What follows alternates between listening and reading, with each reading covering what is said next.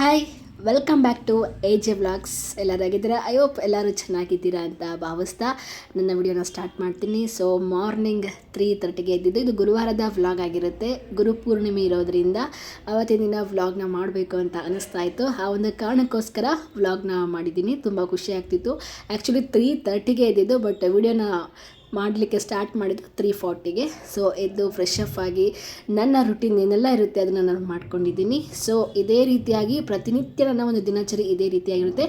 ಕೆಲವೊಂದು ಟೈಮಲ್ಲಿ, ಅದರಲ್ಲೂ ಸ್ಯಾಟರ್ಡೆ ಸಂಡೇಲಿ ಫುಲ್ ಚೇಂಜಸ್ ಇರುತ್ತೆ. ಅದರ್ವೈಸ್ ಇನ್ನು 5 ಡೇಸು ಸೇಮ್ ರುಟೀನ್ ಅಂತಲೇ ಹೇಳ್ಬೋದು.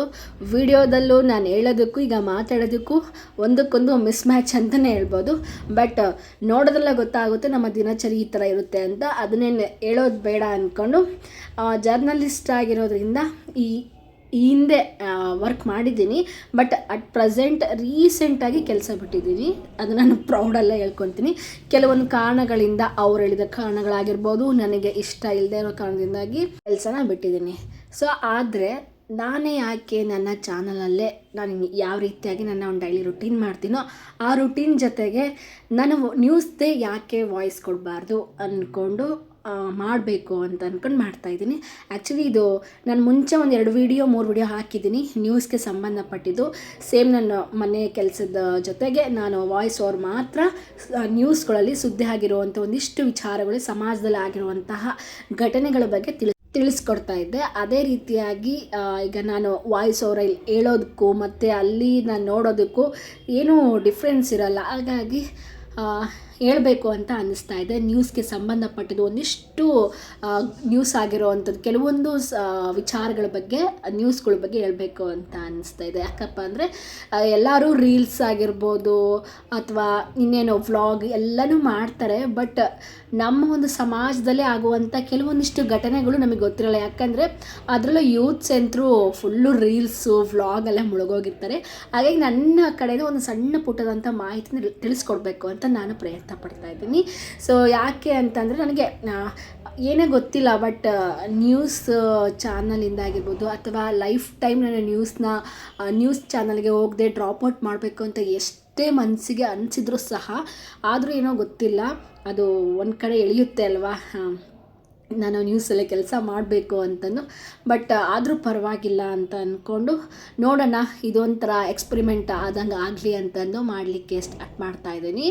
ಸೊ ತುಂಬ ಖುಷಿಯಿಂದ ಸ್ಟಾರ್ಟ್ ಮಾಡ್ತಾಯಿದ್ದೀನಿ. ಪ್ರತಿ ಸಲ ನಾನು ಯಾವಾಗಲೂ ಖುಷಿಯಾಗೇ ಇರ್ತೀನಿ. ಬಟ್ ಕೆಲವೊಂದು ಸಲ ಸಿಕ್ಕಾಪಟ್ಟೆ ಕೋಪ ಬರುತ್ತೆ. ಆ ಕೋಪನ ಕಡಿಮೆ ಮಾಡ್ಕೊಳ್ಳೋಕ್ಕೋಸ್ಕರ ಮೆಡಿಟೇಷನ್, ಯೋಗ, ವರ್ಕೌಟ್ ಎಲ್ಲ ಮಾಡ್ತಾಯಿದ್ದೀನಿ.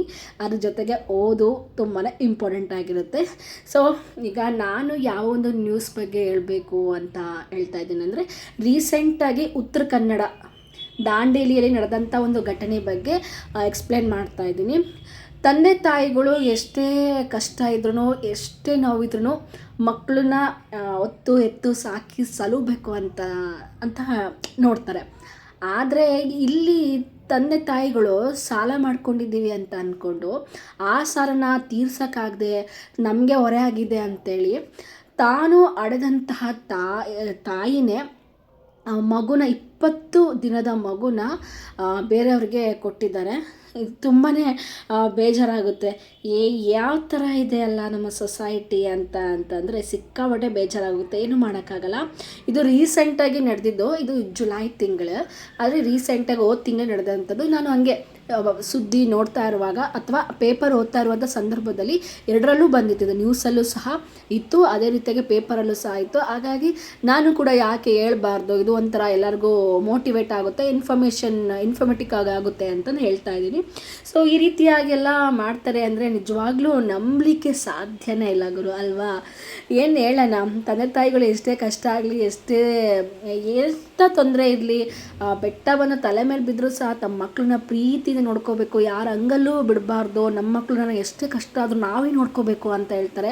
ಇಲ್ಲಿ ಉತ್ತರ ಕನ್ನಡದಲ್ಲಿ ದಾಂಡೇಲಿ ನಡೆದಿರೋಂಥದ್ದು ಈ ಥರ ತಂದೆ ತಾಯಿಗಳು ಕಷ್ಟ ಆಗ್ತಿದೆ, 3-4 ಲಕ್ಷ ಸಾಲ ಮಾಡಿದ್ದೀವಿ, ಈ ಮಗುನ ಬೇರೆಯವರಿಗೆ ಕೊಟ್ಟರೆ ಆ ಒಂದು 3-4 ಲಕ್ಷನ ನಾವು ತೀರಿಸ್ಬೋದು ಅಂತಲೂ 20 ದಿನದ ಹಸುಳೆ ಪಾಪುನ ಆ ಮಗುನ ಬೇರೆಯವ್ರಿಗೆ ಕೊಟ್ಟಿದ್ದಾರೆ. ಅದು ಬೆಳಗಾವಿಯಲ್ಲಿರುವಂಥ ದಂಪತಿಗಳಿಗೆ ಇವರು ಮಗುನ ಕೊಟ್ಟಿರೋದು. ಇದು ಒಬ್ಬ ಆಶಾ ಕಾರ್ಯಕರ್ತೆಯವರಿಗೆ ಗೊತ್ತಾಗಿರುವಂಥದ್ದು. ಸೊ ಅವರು ಇಮಿಡಿಯೇಟ್ಲಿ ಪೊಲೀಸ್ ಅವ್ರಿಗೆ ಕಂಪ್ಲೇಂಟ್ ಮಾಡಿದ್ದಾರೆ. ಅಲ್ಲಿರೋರು ಸಹ ಬೇಗ ಆ್ಯಕ್ಷನ್ ತೊಗೊಂಡಿದ್ದಾರೆ. ಅಲ್ಲಿರುವಂಥ ಪೊಲೀಸ್ ಇನ್ಸ್ಪೆಕ್ಟರು ಅವರು ಒಂದು ತಂಡ ರಚಿಸ್ಕೊಂಡ್ಬಿಟ್ಟು ವಿತಿನ್ 1-2 ಅವರ್ಸಲ್ಲಿ ಆ ಮಗುನ ರಕ್ಷಿಸಿ ಅವ್ರ ತಂದೆ ತಾಯಿ ಮೇಲೆ ಇಬ್ಬರು ಕೂಡ ಅವ್ರಿಗೂ ಸಹ ಕೇಸ್ ಹಾಕಿ ಪ್ರಕರಣ ದಾಖಲಿಸ್ಕೊಂಡಿದ್ದಾರೆ. ಮತ್ತು ಅದೇ ರೀತಿಯಾಗಿ ತಂದೆ ಭಯಪಟ್ಟು ನಮಗೆ ಪೊಲೀಸಿಗೆ ಗೊತ್ತಾದ ತಕ್ಷಣ ಅವರು ತಪ್ಪಿಸ್ಕೊಂಡು ಹೋಗ್ಬಿಟ್ಟಿದ್ದಾರೆ. ಆದರೆ ತಾಯಿ ಮಗು ಏನು ಹಾಲು ಉಣಿಸ್ಬೇಕಲ್ವ, ಆ ಒಂದು ಕಾರಣಕ್ಕೋಸ್ಕರ ಮಕ್ಕಳ ಕಲ್ಯಾಣ ಸಮಿತಿಗೆ ಅವ್ರನ್ನ ಕಳಿಸ್ಕೊಟ್ಟಿದ್ದಾರೆ, ಮಗು ಮತ್ತು ತಾಯಿನ. ಸೊ ಯಾಕೆ ಈ ಒಂದು ವಿಚಾರದ ಬಗ್ಗೆ ನಾನು ಹೇಳ್ತಾ ಇದ್ದೀನಿ ಅಂತ ಅಂದರೆ, ಪ್ರತಿಯೊಬ್ಬರಿಗೂ ಮಗು ಅಂತ ಅಂದರೆ ತುಂಬಾ ಇಷ್ಟ ಅಲ್ವಾ. ಅದು ಎಷ್ಟೇ ಕಷ್ಟ ಆಗಲಿ ಏನೇ ಇರಲಿ, ಅಂದರೆ ಮಗುನ ಬೇರೆಯವ್ರಿಗೆ ಕೊಡಬೇಕು ಅಂತ ಅಂದಾಗ ಅದರದ್ದೇ ಒಂದೊಂದು ಗೌರ್ಮೆಂಟಿಂದ ಪಾಲಿಸಿ ಇರುತ್ತೆ, ಯಾವ ಥರ ಪ್ರೊಸೀಜರ್ ಇರುತ್ತೆ, ಯಾವ ಥರ ಕೊಡಬೇಕು ಏನು, ಅದಕ್ಕೆಲ್ಲ ಅಗ್ರಿಮೆಂಟ್ ಇರುತ್ತೆ, ಕೆಲವೊಂದು ವಿಚಾರಗಳು ಇರುತ್ತೆ.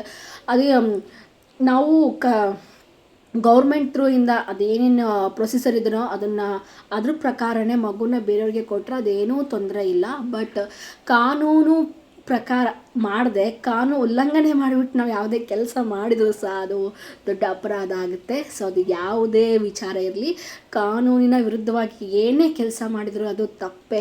ಹಾಗಾಗಿ ಯಾರು ಕೂಡ ಏನು ತಪ್ಪನ್ನ ಮಾಡಬೇಡಿ ಅಂತ ಹೇಳ್ತೀನಿ. ಸೊ ಇದು ಒಂದು ಇಂಪಾರ್ಟೆಂಟ್ ಹೇಳಬೇಕು ಅಂತ ಅನ್ನಿಸ್ತು. ನಮಗೂ ಕೂಡ ಮಗು ಆಗಿರುತ್ತೆ. ಸೊ ಮಗು ಅಂದರೆ 4 ಮಂತ್ಸ್ ಇರ್ತೀನಿ, ಆದರೆ ಮಗು ಅಬೌಟ್ ಆಗುತ್ತೆ, ಆವಾಗ ನನಗೆ ಎಷ್ಟು ಹರ್ಟ್ ಆಗ್ತಿರುತ್ತೆ ಅಂದರೆ ಎಷ್ಟು ನೋವು. ಬಟ್ ಯಾರು ಹೇಳಿದ್ರು ಅದನ್ನು ನೋವನ್ನ ತಗೊಳಕ್ಕಾಗಲ್ಲ, ಅಕ್ಸೆಪ್ಟ್ ಮಾಡಲಿಕ್ಕಾಗಲ್ಲ. ಅಷ್ಟು ನೋವನ್ನ ತಿಂದಿರ್ತೀವಿ, ಅಷ್ಟೇ ಆಸೆ ಕನಸುಗಳನ್ನ ಹೊತ್ಕೊಂಡು ಆ ಮಗು ಬಗ್ಗೆ ಫ್ಯೂಚರ್ ಬಗ್ಗೆ ಎಲ್ಲ ಯೋಚನೆ ಮಾಡ್ತಾ ಇರ್ತೀವಿ. ಬಟ್ ಏನು ಆ ಥರ ಆಗಿರಲ್ಲ, ಬಟ್ ಎಲ್ಲ ಉಲ್ಟಾಗೋಗುತ್ತೆ. ಇಲ್ಲಿ ಎಷ್ಟು ಮುದ್ದಾಗಿ ಎಷ್ಟು ಚೆನ್ನಾಗಿ ಮಗು ಆರೋಗ್ಯವಾಗಿ ಮಗು ಇದ್ದರೂ ಸಹ ಅವ್ರಿಗೆ ಮಗುನ ಪ್ರೊಟೆಕ್ಟ್ ಮಾಡದೆ ಅಥವಾ ಮಗುನ ಸಾಕೋಕ್ಕೆ ಆಗದೆ ಬೇರೆಯವ್ರಿಗೆ ಕಾನೂನಿನ ಉಲ್ಲಂಘನೆಯ ಪ್ರಕಾರ ಬೇರೆಯವ್ರಿಗೆ ಕೊಡ್ತಾರೆ. ಅಂದರೆ ಏನು ಹೇಳಬೇಕು, ತಮ್ಮ ಸಾಲ ತೀರಿಸ್ಕೊಳಕ್ಕೋಸ್ಕರ ಭೂಮಿನ ಇನ್ನೂ ಜಗತ್ತನ್ನೇ ನೋಡಿದ್ದೇ ಇರುವಂಥ ಮಗುನ, ಇನ್ನೂ ಕಣ್ಣು ಆಗ್ತಾನೆ ಇನ್ನೂ ಕಣ್ಣು ಬಿಡ್ತಾ ಇದ್ದ ಅಂಥ ಮಗುನ ಕೊಟ್ಟಿದ್ದಾರೆ ಅಂತ ಅಂದಾಗ ನನಗಿದು ಪರ್ಸ್ನಲಿ ಸಿಕ್ಕಾಪಟ್ಟೆ ಹರ್ಟಾಯಿತು. ಅದಕ್ಕೋಸ್ಕರ ನನಗಿದನ್ನು ಓಕೆ ಮಾಡ್ಬೋದಲ್ವಾ. ಈಗ ಯಾವುದೇ ಒಂದು ನ್ಯೂಸ್ ಚಾನಲ್ಗೆ ನಾವು ಹೊಸ್ದಾಗಿ ಏನಾದರೂ ಯೂಟ್ಯೂಬಲ್ಲಿ ಆಗಿರ್ಬೋದು ಅಥವಾ ಇನ್ನೇನೋ ನಾವು ನ್ಯೂಸಲ್ಲಿ ವರ್ಕ್ ಮಾಡಬೇಕಂದ್ರೆ ಅವರು ಹೇಳಿದಂತಹ ಕೆಲಸಗಳನ್ನು ಮಾತ್ರ ಮಾಡಬೇಕಾಗುತ್ತೆ. ಮತ್ತು ನಾನು ಈಗ ಪರ್ಸ್ನಲಿಯಾಗಿ ನ್ಯೂಸ್ ಚಾನಲ್ ನಾನೇ ಪರ್ಸ್ನಲಿಗೆ ಒಂದು ಓಪನ್ ಮಾಡಬೇಕು ಅಂತ ಅಂದಾಗ ಸೊ ಅಲ್ಲಿ ಕೆಲವೊಂದಿಷ್ಟು ರಿಜಿಸ್ಟ್ರೇಷನ್ಸ್ ಅಂತ ಇರುತ್ತೆ, ಸಮಥಿಂಗ್ ಇನ್ನೇನೋ ಇರುತ್ತೆ ಪ್ರೊಸೀಜರ್. ಸೊ ಆ ಒಂದು ಕಾರಣಕ್ಕೋಸ್ಕರ ಸದ್ಯದ ಮಟ್ಟಿಗೆ ನೋಡುವ, ಇದೊಂಥರ ಟ್ರೈ ಮಾಡೋಣ. ಪ್ರತಿ ಸರಿನೂ ಬೇರೆ ಬೇರೆ ಥರ ಟ್ರೈ ಮಾಡ್ತಾನೆ ಇರ್ತೀನಿ. ಯಾಕೆ ಇದನ್ನು ಸಾಧ್ಯ ಆಗುತ್ತೆ ಅನ್ನೋ ಕಾರಣಕ್ಕೋಸ್ಕರ ಇದನ್ನು ಮಾಡ್ತಾ ಇದ್ದೀನಿ. ಸೊ ಒಂದು ಇನ್ಫಾರ್ಮೇಟಿಕ್ ಒಂದು ನ್ಯೂಸ್ ಅಂತಲೇ ಹೇಳ್ಬೋದು. ಯಾರೂ ಈ ತಪ್ಪನ್ನ ಮಾಡಬೇಡಿ.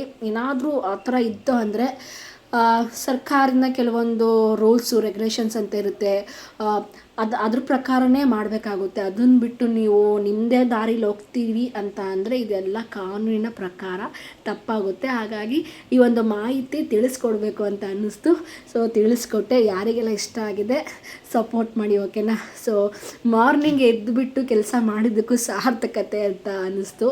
ತುಂಬಾ ಖುಷಿ ಆಗ್ತಿದೆ. ಯಾಕಂದರೆ ಮೀಡಿಯಾನೇ ಬೇಡ ಅನ್ನೋ ಮಟ್ಟಿಗೆ ನನಗೆ ತಲೆಯಲ್ಲಿ ಕೂತ್ಬಿಟ್ಟಿದೆ. ಯಾಕಂದರೆ ಪರ್ಸ್ನಲಿ ತುಂಬ ಹರ್ಟ್ ಆಗಿದೆ.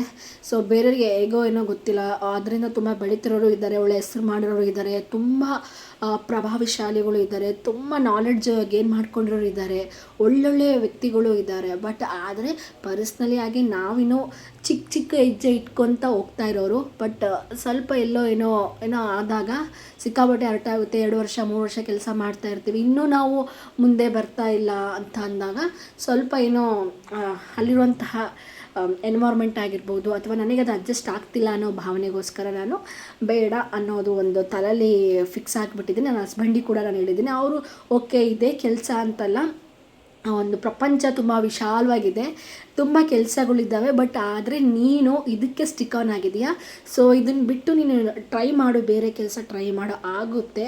ಆಗಿಲ್ಲ ಅಂತ ಅಂದರೆ ತಲೆ ಕೆಡಿಸ್ಕೋಬೇಡ. 1 ತಿಂಗಳು 2 ತಿಂಗಳು 3 ತಿಂಗಳು ವೇಟ್ ಮಾಡು. ಹೋಗ್ತಾ ಹೋಗ್ತಾ ನಿಮಗೆ ಗೊತ್ತಾಗುತ್ತೆ, ಏನೋ ಬೇರೆ ಬೇರೆ ಕೆಲಸಗಳು ತುಂಬ ಇದ್ದಾವೆ ಅಂತೆಲ್ಲ ಹೇಳಿದರು. ಅವರು ನನಗೆ ತುಂಬ ಎನ್ಕರೇಜ್ ಮಾಡ್ತಾಯಿದ್ರು, ತುಂಬ ಸಪೋರ್ಟ್ ಮಾಡ್ತಾ ಇದ್ದಾಗ ಇನ್ನೇನು ಬೇಕ್ರಿ ಅಲ್ವಾ. ಒಂದು ಮದುವೆ ಆದ ಹೆಣ್ಣಿಗೆ ಗಂಡನ ಸಪೋರ್ಟ್ ಇದ್ದರೆ ಸಾಕು, ಇನ್ನೇನು ಬೇಡ. ಸೊ ಅದು ನನಗೆ ಸಿಕ್ಕಿದೆ. ಮುಂದೆನೂ ಅವ್ರ ಫ್ಯಾಮಿಲಿ ಜೊತೆಗಿನ ಸ್ವಲ್ಪ ಮಾತುಕತೆ ಕಡಿಮೆ ಇದೆ, ಅದು ಇನ್ನೂ ಮುಂದೆ ಹೋಗ್ತಾ ಹೋಗ್ತಾ. ಸೊ ಸ್ಟಾರ್ಟಿಂಗ್ ಅಲ್ವಾ, ಸೊ ಎಲ್ಲ ಕಡೆಗೂ ಇದೇ ರೀತಿಯಾಗಿರುತ್ತೆ. ಅಂಡರ್ಸ್ಟ್ಯಾಂಡಿಂಗ್ ಸ್ವಲ್ಪ ಕಡಿಮೆ ಇರುತ್ತೆ, ಅದು ಬಿಟ್ಟರೆ ಇನ್ನೇನಿಲ್ಲ. ಸೊ ಹೋಗ್ತಾ ಹೋಗ್ತಾ ಅವ್ರ ಜೊತೆ ತುಂಬಾ ಖುಷಿಯಾಗಿರಬೇಕು. ಒಟ್ಟನೆ ನಾನು, ನನ್ನ ಗಂಡನ ಫ್ಯಾಮಿಲಿ ಎಲ್ಲರೂ ಖುಷಿಯಾಗಿರಬೇಕು. ಅಪ್ಪ ಅಮ್ಮ ಆಗಿರ್ಬೋದು, ದೊಡ್ಡಪ್ಪ ಎಲ್ಲರೂ ತುಂಬ ಖುಷಿಯಾಗೇ ಇದ್ದೀವಿ. ಬಟ್ ನಾನೀಗ ತವ್ರ ಮನೆ ಬಿಟ್ಟು ಗಂಡನ ಮನೆಗೆ ಬಂದಿದ್ದೀನಿ ಅಂತ ಅಂದಾಗ ಅವ್ರ ಜೊತೆಗೂ ತುಂಬ ಚೆನ್ನಾಗಿರೋದು ಇಂಪಾರ್ಟೆಂಟ್ ಆಗಿರುತ್ತೆ. ಸೊ ಇದೆಲ್ಲ ಆದಮೇಲೆ ನಾನು ನನ್ನ ಮನೆ ಕೆಲಸ 3:30ಗೆ ಎದ್ಬಿಟ್ಟು ಎಲ್ಲ ಕೆಲಸ ಮುಗಿಸ್ಕೊಂಡು 5:30 ಆಗೇ ಹೋಯಿತು.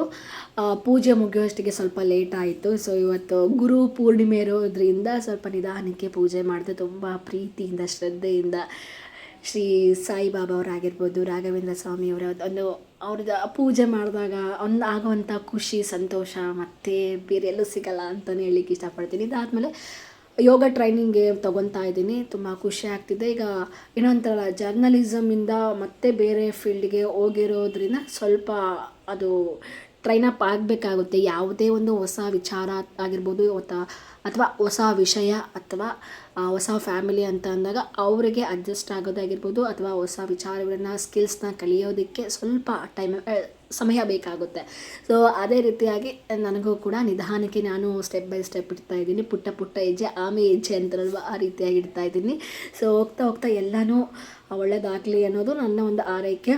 ಆದರೆ ಅದೇನೋ ಅಂತಾರಲ್ವ, ತುಂಬ 2 ವರ್ಷ ಕಾದಿದ್ದು ನಾನು ಜರ್ನಲಿಸಮ್ ಮಾಡಿರೋದು. ಡಿಗ್ರಿ ಕಂಪ್ಲೀಟ್ ಆದಾದಮೇಲೆ ನಾನು ಕಾಂಪಿಟೇಟಿವ್ ಎಕ್ಸಾಮ್ಸ್ಗೆ ಪ್ರಿಪೇರ್ ಆಗುವಾಗ ಮೈಂಡಲ್ಲಿ ಬರ್ತಾಯಿತ್ತು, ಸೊ ಯಾಕೆ ನಾನು ಜರ್ನಲಿಸಮ್ ಮಾಡಬಾರ್ದು, ಇನ್ನು ಎಕ್ಸಾಮ್ಸ್ ಕೂಡ ಕಾಲ್ಫರ್ ಆಗ್ತಾಯಿಲ್ಲ, ಏನೂ ಇಲ್ಲ ಅಂತಂದಾಗ ಜರ್ನಲಿಸಮೇ ಮಾಡಬೇಕು ಅಂತ ಅದು ಬಂದುಬಿಟ್ಟಿತ್ತು. ಕ್ರಿಮಿನಾಲಜಿ ಸೀಟ್ ಸಿಕ್ಕಿದ್ರೂ ಸಹ ನಾನು ಹೋಗಲಿಲ್ಲ, ಯಾಕಂದರೆ ಜರ್ನಲಿಸಮ್ ಚಿಕ್ಕೊಳದಾಗಿ ನಾನು ಒಂದು ಸೋಷಿಯಲಾಗಿ ವರ್ಕ್ ಮಾಡಬೇಕು ಅನ್ನೋದೊಂದು ಥಾಟ್ ಇತ್ತು. ಆ ಒಂದು ಕಾರಣಕ್ಕೋಸ್ಕರ ಜರ್ನಲಿಸಮೇ ಮಾಡಿದೆ. ಬಟ್ ಜರ್ನಲಿಸಮ್ನ ಆಳಾಗಲ ಅದರಲ್ಲಿ ಓದಾಗ ಒಕ್ಕಾಗ ಗೊತ್ತಾಗುತ್ತೆ ಅಂತಾರಲ್ವ, ಆ ರೀತಿಯಾಗಿ ಗೊತ್ತಾಗಿದೆ. ಆದರೆ ಎಲ್ಲರಿಗೂ ಅದು ಅನುಭವ ಆಗಿರುತ್ತೆ. ಆದರೆ ನನಗೆ ಸ್ವಲ್ಪ ಜಾಸ್ತಿನೇ ಆಗಿದೆ ಅಂತ ಅಂದ್ಕೊತೀನಿ.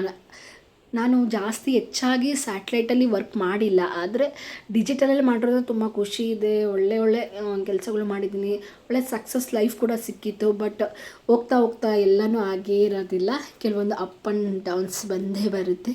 ಅದೇ ರೀತಿಯಾಗಿ ನನ್ನ ಲೈಫಲ್ಲೂ ಕೂಡ ಬಂದಿದೆ. ಆದರೆ ಸಾಕು, ಇಷ್ಟಕ್ಕೆ ಒಂದು 2ರಿಂದ 3 ವರ್ಷ ಸಾಕು.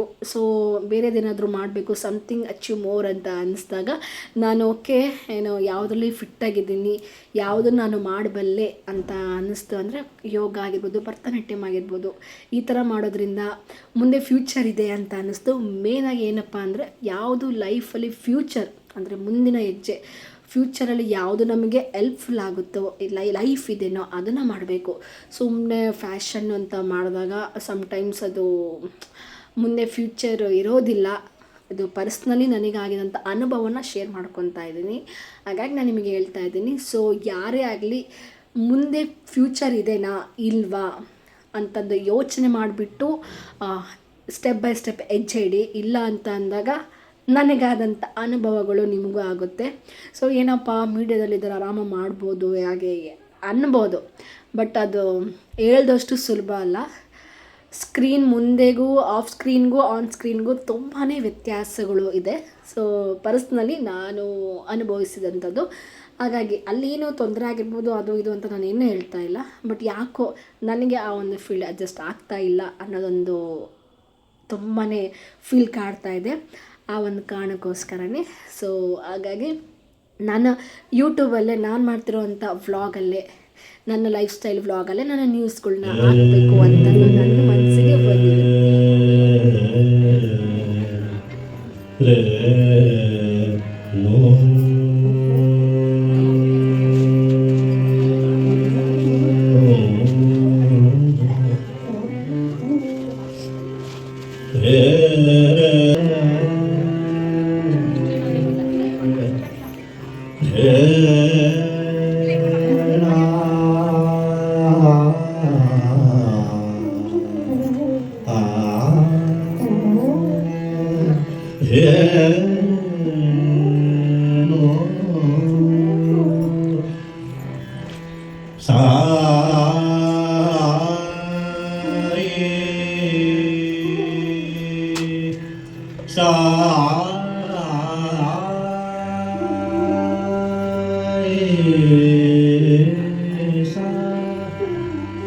ಸಾಯಿ ಸಾಯಿ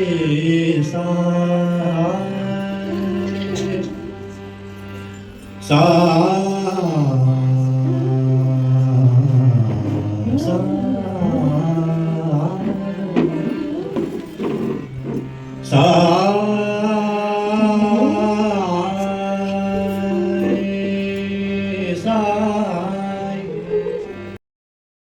ಸೊ ಯಾರಿಗೆಲ್ಲ ಈ ನ್ಯೂ ಎಕ್ಸ್ಪೆರಿಮೆಂಟ್ ಇಷ್ಟ ಆಗಿದೆ ಪ್ಲೀಸ್ ಒಂದು ಲೈಕ್ ಮಾಡಿ, ಇಷ್ಟ ಆದರೆ ಸಬ್ಸ್ಕ್ರೈಬ್ ಮಾಡಿ ಅಂತ ಹೇಳ್ತಾ ಇವತ್ತಿನ ವ್ಲಾಗ್ ಮುಗಿಸ್ತಾ ಇದ್ದೀನಿ. ಎಲ್ಲರಿಗೂ ನಮಸ್ಕಾರ, ಟೇಕ್ ಕೇರ್, ಬಾಯ್.